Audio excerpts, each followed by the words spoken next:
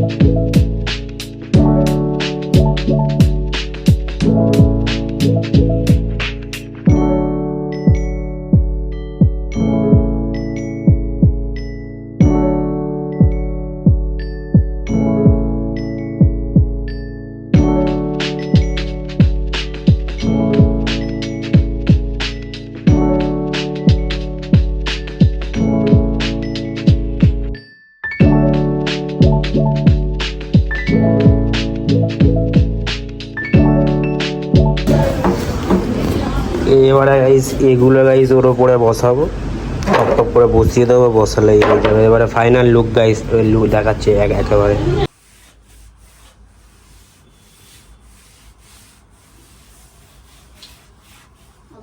পুরো পাকা হয়ে গেছে, এখনো ইয়ে করা হয়নি,